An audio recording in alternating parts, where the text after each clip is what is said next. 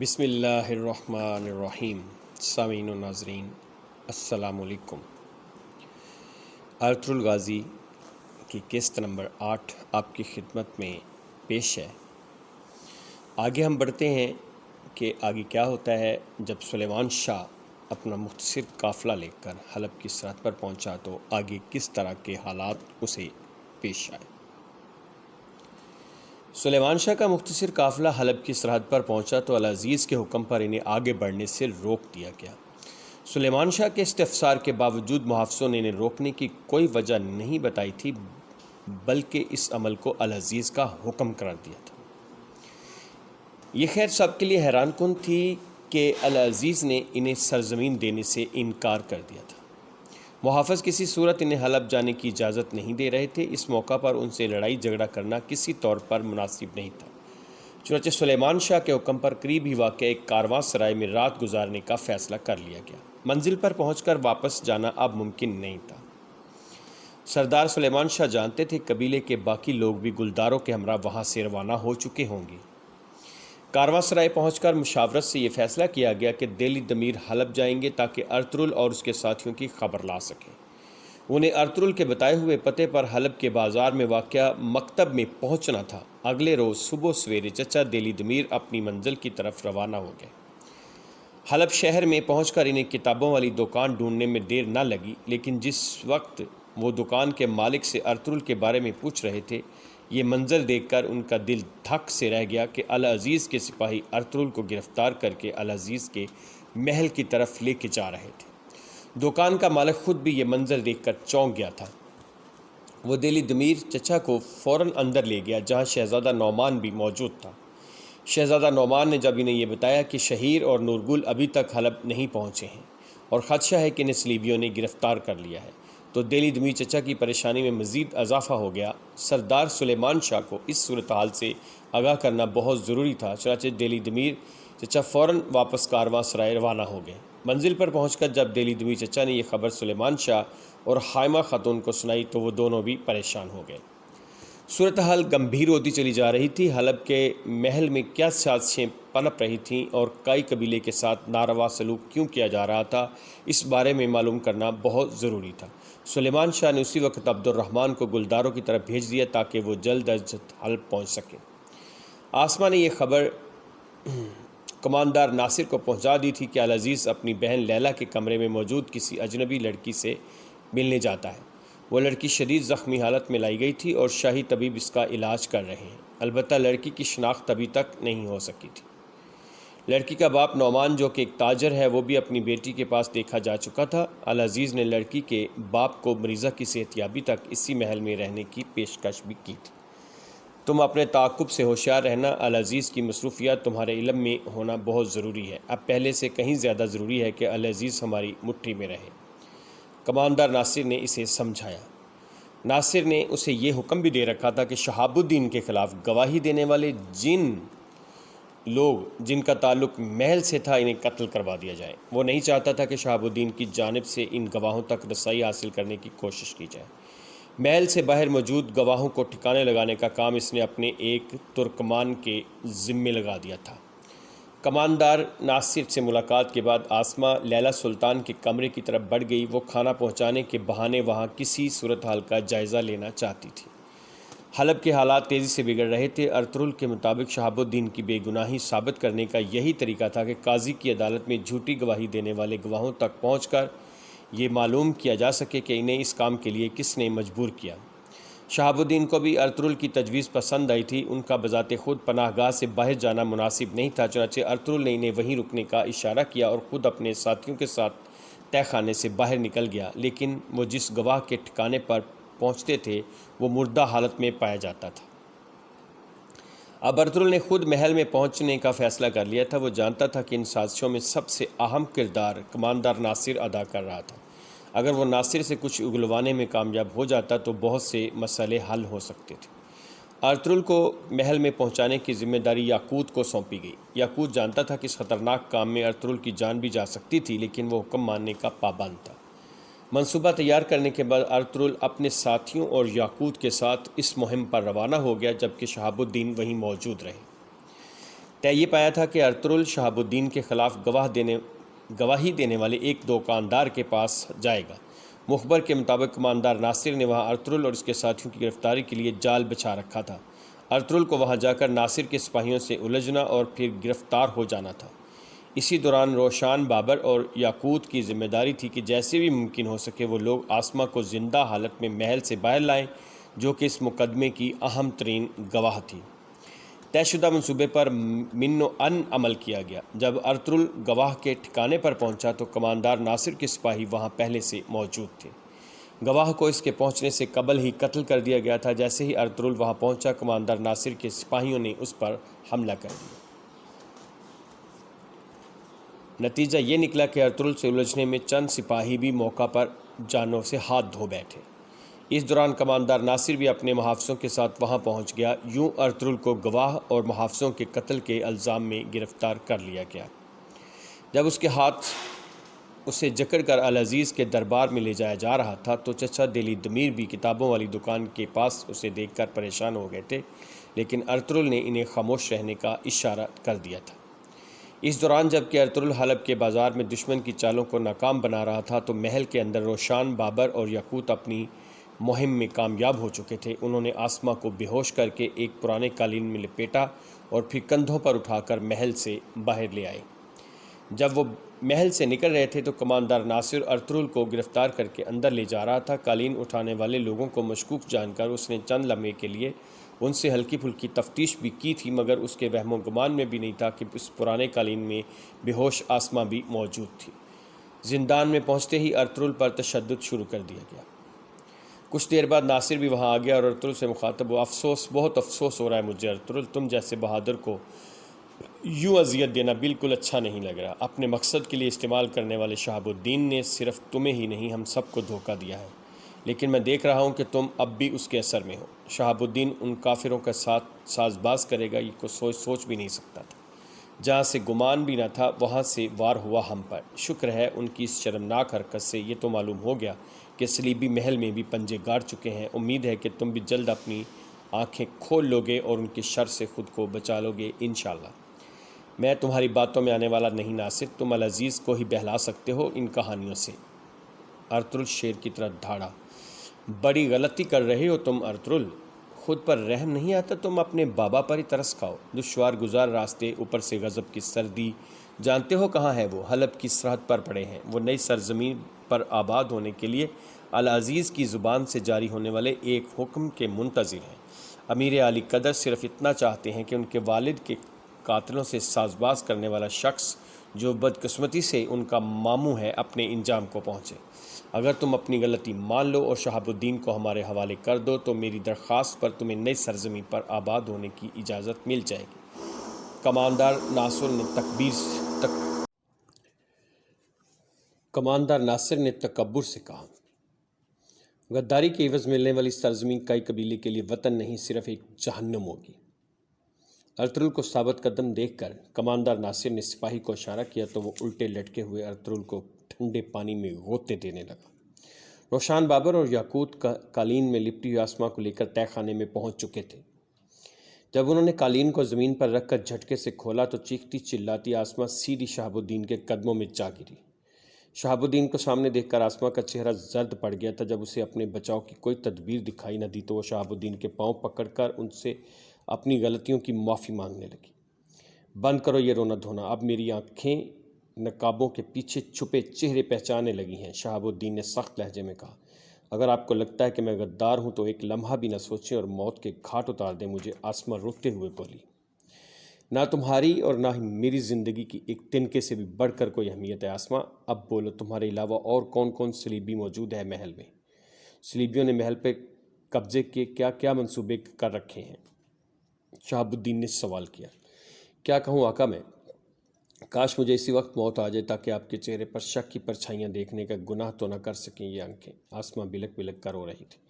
بند کرو یہ مگر مچ کے آنسو، مجھے سچ سچ بتا دو کہ ایسا کیوں کیا تم نے میرے ساتھ؟ شہاب الدین نے سخت لہجے میں کہا، میرے آقا میں نے کوئی غداری نہیں کی، بخدا عدالت میں بالکل سچی گواہی دی تھی کہ میں نے جو ان آنکھوں نے دیکھا تھا وہی بیان کیا تھا میں نے۔ خدا کے لیے آقا مجھ پر غداری کا گھناؤنا الزام نہ لگائیں، آخر میرا گناہ کیا ہے؟ آسما کا بیان سن کر شہاب الدین خاموش ہو گئے۔ وہ عورت پر تشدد کے قائل نہیں تھے۔ یاقوت کے مطابق ان کا یہاں زیادہ دیر رکنا اب ٹھیک نہیں تھا۔ کماندار ناصر کے سپاہی علاقے میں گھر گھر تلاشی لے رہے تھے، چنانچہ انہوں نے آسما اور شہاب الدین کو درگاہ میں منتقل کرنے کا فیصلہ کر لیا۔ اگلی صبح اس مقصد کے لیے ایک بڑے ٹوکرے کا انتظام کیا گیا۔ پھر آسما کے ہاتھ پاؤں باندھ کر اسے ٹوکرے میں ڈال دیا گیا۔ آسما کے منہ پر کپڑا بھی باندھ دیا گیا تھا تاکہ وہ شور کر کے کسی کو اپنی جانب متوجہ نہ کر سکے۔ اس کام سے فارغ ہو کر شہاب الدین نے یاقوت کے ایک مخبر کے ذریعے محل میں اپنے بھروسے کے آدمی کو پیغام بھجوا دیا کہ جیسے بھی ممکن ہو ارطغرل کو قید سے آزاد کرا کر محل سے باہر نکلوا دیا جائے۔ صلیبی کماندار تیتوش بھی حلب میں موجود تھا۔ کماندار ناصر نے اسے بحیثیت ایک مسلمان تاجر العزیز سے متعارف کروا دیا تھا۔ یہی نہیں، العزیز نے تیتوش کو، جو کہ ابن ہشام کے روپ میں اس کے سامنے پیش ہوا تھا، حلب کی تجارتی سرگرمیوں کا نگران بھی مقرر کر دیا تھا۔ اس وقت بھی کماندار ناصر اور تیتوش ایسی حکمت عملی تیار کر رہے تھے کہ العزیز مالی طور پر دیوالیہ ہو کر صلیبیوں سے قرض لینے پر مجبور ہو جائے۔ اچھا تو سنو، ایک بڑی خوشخبری ہے تمہارے لیے، ارطغرل ہمارے ہاتھ آ گیا ہے۔ کماندار ناصر نے فاتحانہ انداز میں مسکراتے ہوئے کہا۔ تیتوش کے لیے اس سے اچھی خبر اور کیا ہو سکتی تھی؟ اس کا چہرہ ایک مرتبہ پھر اپنے بھائی کی موت کے انتقام کی وجہ سے تپش سے سرخ ہو گیا۔ اسے میرے حوالے کرو۔ تھوڑا صبر کرنا سیکھو جلد باز۔ میں پہلے اس احمق کو چارہ بنا کر شہاب الدین کو جال میں پھنسا لوں، اس کے بعد ارطغرل تمہارا ہے۔ کماندار ناصر نے تیتوش کے کندھے پر ہاتھ رکھ کر سمجھایا تو وہ نہ چاہتے ہوئے بھی خاموش ہو گیا۔ اگلے روز شہزادہ نعمان اپنی بیٹی حلیمہ سے ملنے محل میں پہنچا تو العزیز نے اسے اپنے روبرو طلب کر لیا۔ العزیز کے پاس اس وقت کماندار ناصر اور صلیبی کماندار تیتوش بھی موجود تھے۔ شہزادہ نعمان نے ابھی تیتوش کی طرف توجہ نہیں دی تھی، مگر تیتوش شہزادہ نعمان کو پہلی نظر میں ہی پہچان گیا تھا۔ یہی وہ شخص تھا جسے لانے کے لیے تیتوش نے اپنے بھائی بسول کو بھیجا تھا، پھر اپنے بھائی سے ہاتھ دھو بیٹھا تھا۔ یہ لمحات تیتوش کے لیے بہت کٹھن ثابت ہو رہے تھے۔ اس نے پگڑی کے پلو سے چہرے کو اس طرح ڈھانپ لیا تھا کہ فوری طور پر پہچانا نہ جا سکے۔ شہزادہ نعمان اسے بخوبی جانتا تھا۔ اگر العزیز کے سامنے یہ راز فاش ہو جاتا تو تیتوش کی ہر سازش خاک میں مل جاتی۔ ابھی وہ اپنے بچاؤ کی ترکیب سوچ رہا تھا کہ العزیز نے احترام سے شہزادہ نعمان کو قریب بلا لیا اور بولا، میں آپ کو حلب کے 2 اہم لوگوں سے ملوانا چاہتا ہوں۔ ابھی اس کی بات مکمل نہیں ہوئی تھی کہ دروازہ کھلا اور ایک سپاہی بدحواسی کے عالم میں العزیز کے سامنے پیش ہو گیا۔ یہ کیا گستاخی ہے سپاہی، تیری ہمت کیسے ہوئی بنا اجازت اندر آنے کی؟ العزیز نے غصے سے چلایا۔ امیر علی قدر، کماندار ناصر کے حکم سے کارروائی کی تو بہت سنسنی خیز بات سامنے آئی ہے، اسے ایک ہنگامی صورتحال سمجھیں، علم پناہ جان کی امان چاہتا ہوں۔ سپاہی کی بات پر العزیز نے اسے اپنی آمد کا مقصد بیان کرنے کی اجازت دے دی۔ کماندار کی ہدایت پر ہم نے محل کا کونا کونا چھان مارا ہے۔ اب ہمیں یقین ہو گیا کہ خادمہ خاص محل سے اغوا کی جا چکی ہے۔ یہ کیا کہہ رہا ہے ناصر؟ العزیز نے چونک کر کماندار ناصر کی طرف دیکھا۔ کارروائی کو مزید تیز کرو، پورے حلب میں گھر گھر تلاشی لو، کچھ بھی کرو، مجھے آسما چاہیے، یاد رکھنا ہر صورت میں زندہ اور صحیح سلامت، سمجھے تم؟ حکم سن کر ناصر نے ادب سے اس بات میں سارا لایا، پھر اجازت لے کر کمرے سے باہر نکل گیا۔ تیتوش نے بھی موقع سے فائدہ اٹھا کر اپنی مشکل آسان کر لی تھی۔ وہ کماندار ناصر کے ساتھ ہی کمرے سے نکل آیا تھا۔ کچھ دیر بعد وہ کماندار ناصر کے کمرے میں موجود تھا۔ کیا سوچا، اب کیا کریں گے؟ اب ناصر اگر افتالیہ نے کچھ بک دیا تو؟ تم اسے نہیں جانتے تیتوش، وہ کوئی ایسی بات نہیں کرے گی جس سے صلیبی کسی مشکل میں پڑے، اس بارے میں بے فکر ہو جاؤ۔ انسان کتنا ناقابل اعتبار ہے، یہ بات تم نے ابھی تک نہیں سیکھی۔ ہم اس خطرے سے آنکھیں بند نہیں کر سکتے، افتالیہ کو ہر صورت تلاش کرنا ہوگا۔ یہ تو یقین ہے نا وہ محل میں کہیں موجود نہیں؟ تیتوش نے پوچھا۔ ہاں، ناصر نے سارا لایا۔ ذرا سوچو، پہلے پچھلے دنوں محل میں کوئی عجیب یا غیر معمولی بات ہوئی ہے کیا؟ ایسا تو کچھ نہیں ہوا، ارطغرل کو پکڑ کر زندان میں ڈالا تھا، اس کے علاوہ تمام معمول کے کام ہیں۔ اسی لمحے کماندار ناصر کے ذہن میں بجلی سی چمکی، اسے وہ بات یاد آ گئی جب کچھ لوگ ایک قالین لے کر محل سے باہر جا رہے تھے۔ وہ چونک کر اٹھ کھڑا ہوا۔ محافظ، آیا جان ام الخیل کو میرے پاس بھیجو۔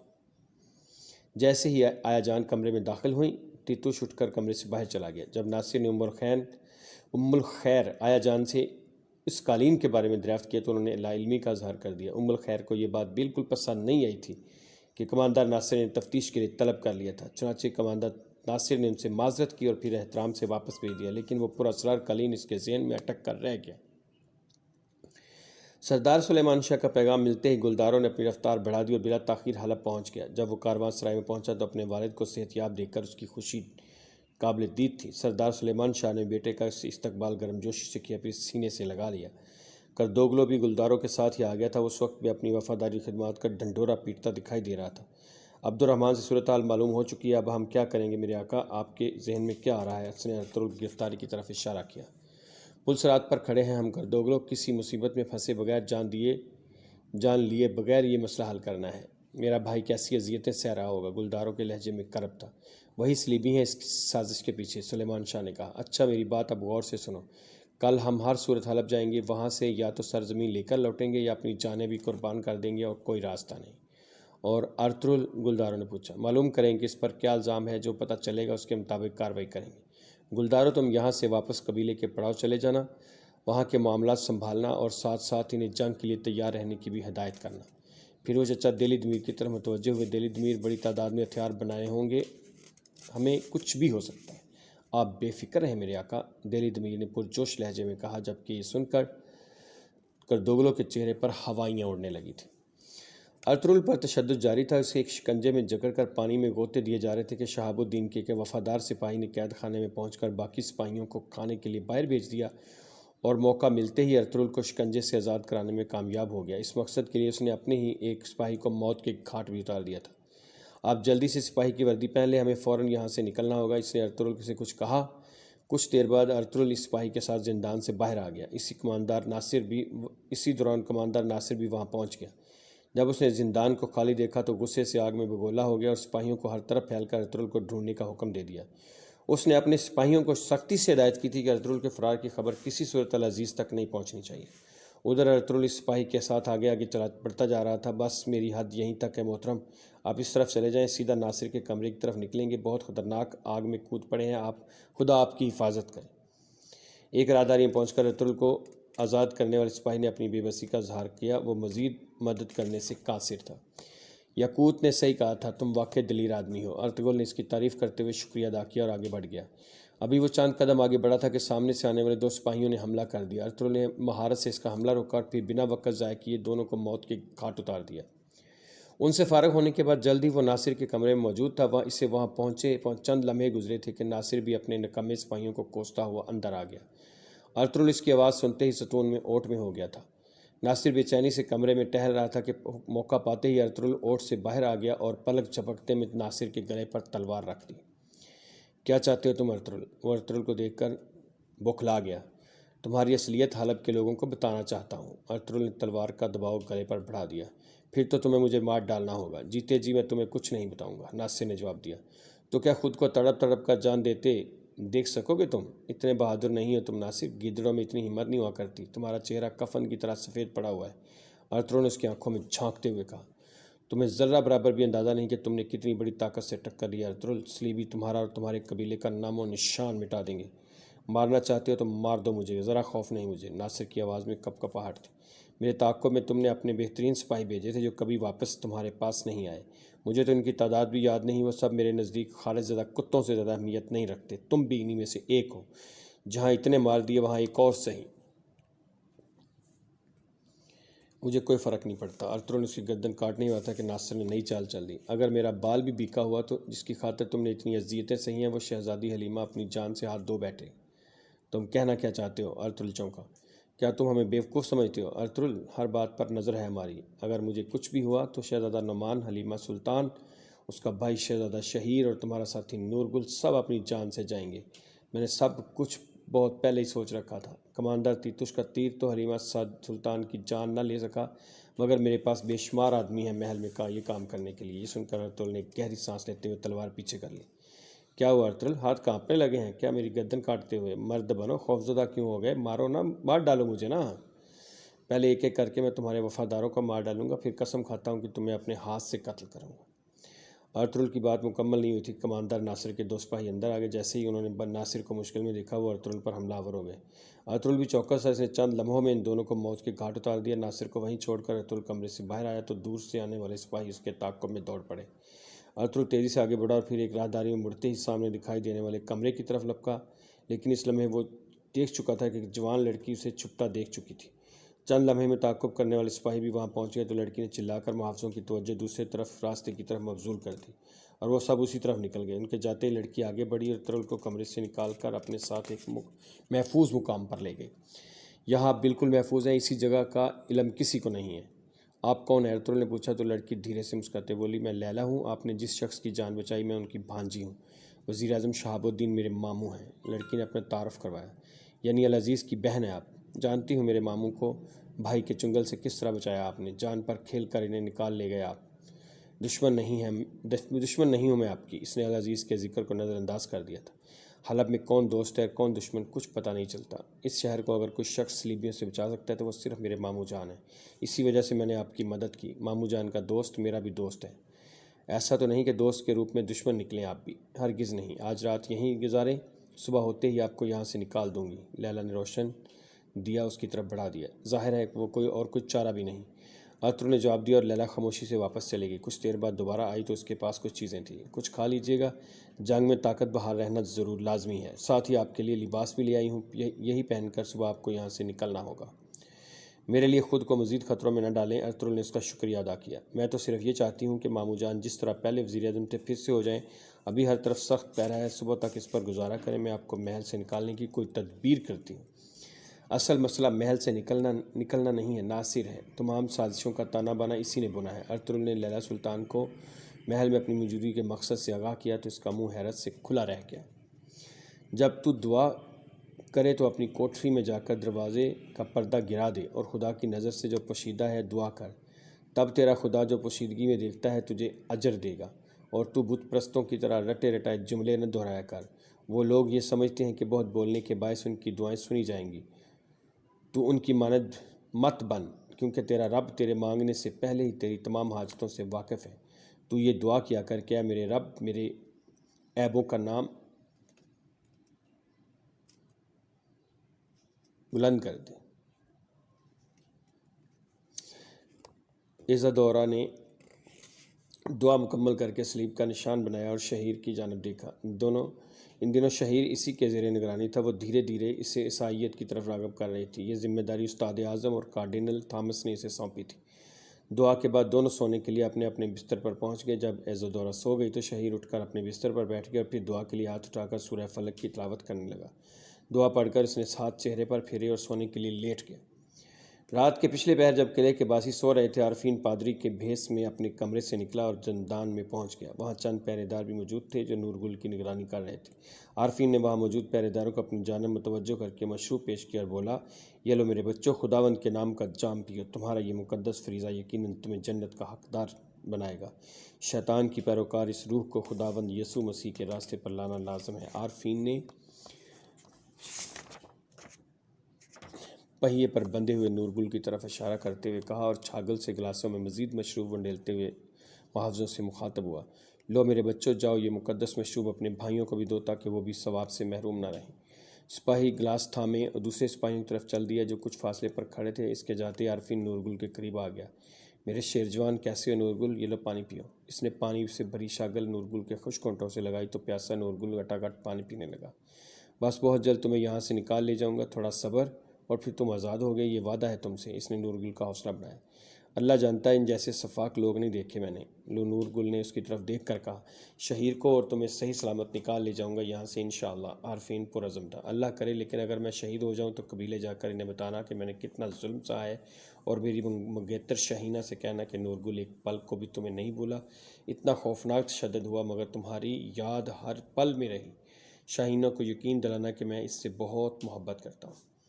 انشاءاللہ یہ سب تم خود کہو گے شاہینہ سے۔ تم سے وعدہ ہے کہ میرا بہت جلد آزاد کرا لوں گا تمہیں۔ عارفین نے اسے پانی پلایا اور واپس جاتے ہوئے بولا، یا صبور پڑھتے رہو یا صبور۔ یہ کہہ کر عارفین واپس چلا گیا اور نورگل یا صبور کا ورد کرنے لگا۔ وہاں سے عارفین کا رخ ایزادورا کی آرام گاہ کی طرف تھا، وہاں اسے شہیر سے ملنا تھا۔ عارفین دروازہ کھول کر دبے پاؤں اندر داخل ہو گیا۔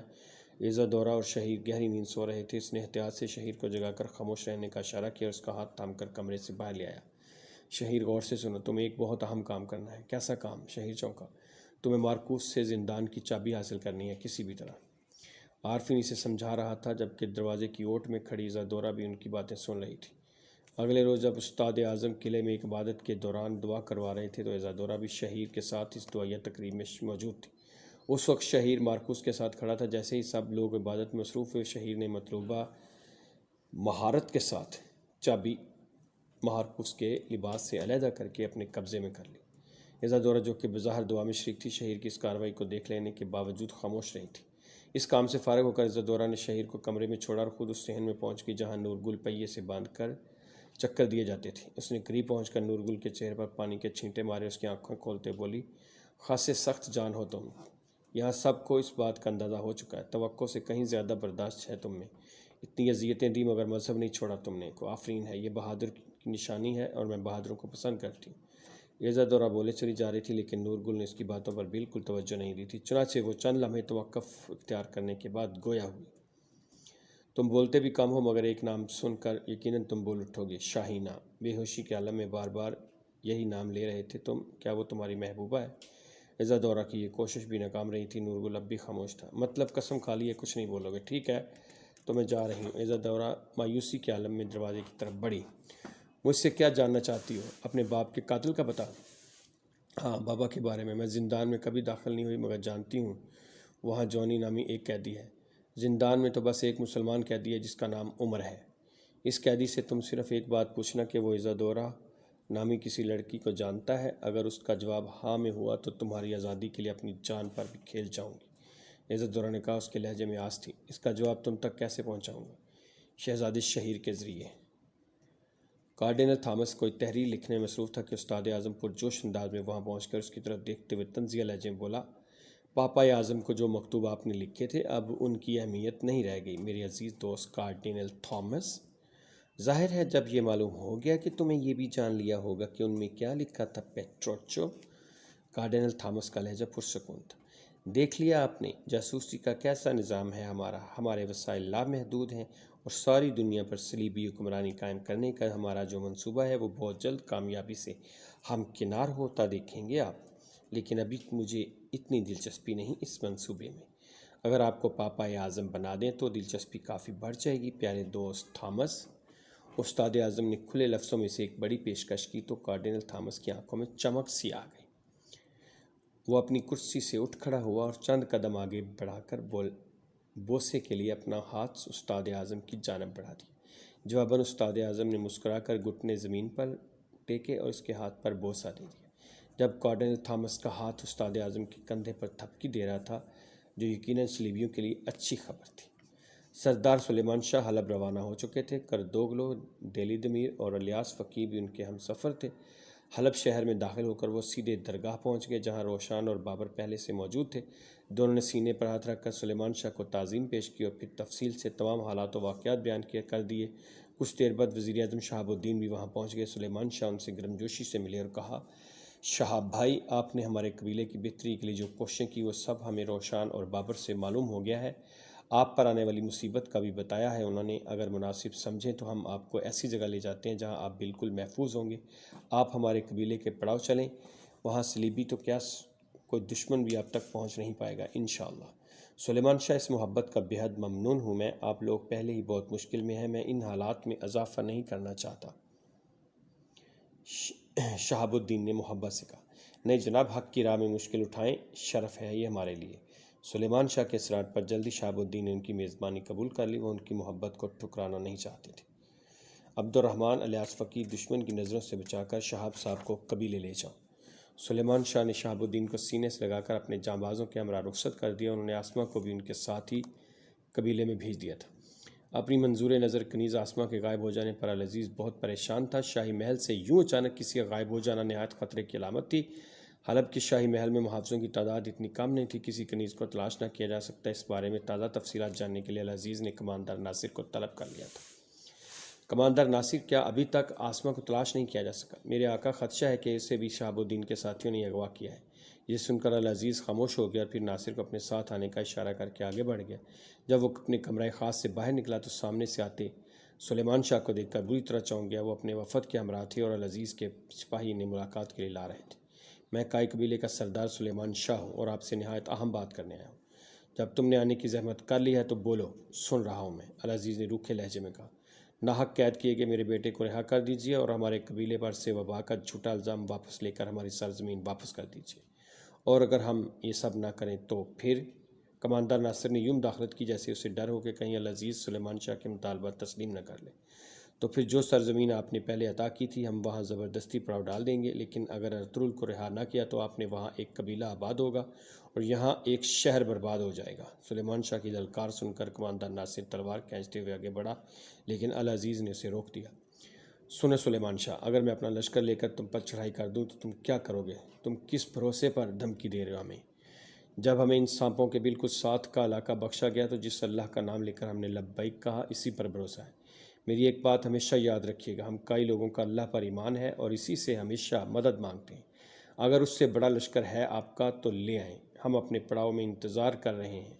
سلیمان شاہ نے اپنی بات مکمل کی اور بنا جواب کا انتظار کیے واپس چلے گئے۔ ناصر، اگر شہاب الدین ان لوگوں کے پیچھے ہے تو بہت مشکل میں ہو تم۔ ان کے جاتے ہی العزیز نے کماندار ناصر سے کہا، اجازت دیں تو ابھی انہیں سبق سکھا دوں گا میرے آقا۔ کائی قبیلے کے ہر اقدام سے پوری طرح باخبر رکھو مجھے، اگر ان کا تعاقب کیا جائے تو یقیناً ماموں جان تک پہنچ جائیں گے ہم، العزیز نے کہا تو کماندار ناصر نے اتفاق کرتے ہوئے اسبات میں سر ہلا دیا۔ العزیز کو مطمئن کر کے کماندار ناصر شاہی محل سے باہر آ گیا۔ اسی جلد از جلد تیتوش سے ملنا تھا تاکہ اس نئی صورتحال سے آگاہ کر سکے۔ کچھ دیر بعد تیتوش کے ٹھکانے پر موجود تھا۔ اب کیا ہوگا تیتوش؟ کئی لوگ تو زبردستی گھس گئے ہیں اس علاقے میں، استاد اعظم کو ہوا بھی لگ گئی تو عذاب آ جائے گا۔ کماندار ناصر نے سلیمان شاہ کی آمد اور العزیز سے ہونے والی گفتگو بارے بتا کر تیتوش سے پوچھا، اگر العزیز سے تم وہ کچھ کروا سکو جو ہم چاہتے ہیں تو استاد اعظم کے غصے سے بچنے کا راستہ میں بتا دوں گا۔ کیسا راستہ؟ ناصر چونکا۔ العزیز جس لڑکی پر عاشق ہے، اگر اس کا باپ العزیز سے اتحاد پر آمادہ ہو جائے تو استاد اعظم کا عظیم منصوبہ حقیقت کا روپ دھار سکتا ہے، تیتوش نے بتایا۔ اس اتحاد کو روکنے کے لیے علاؤ الدین کچھ بھی کر گزرے گا۔ سلجوق سلطنت اور صلاح الدین ایوبی کے جانشینوں میں خون ریزی ہو جائے گی۔ بہت دل فریب منظر ہوگا جب میدان جنگ مسلمانوں کی لاشوں سے بھر جائے گا۔ کماندار ناصر نے لطف اندوز ہوتے ہوئے منظر کشی کی اور دونوں کہکہے لگانے لگے۔ اس دلچسپ داستان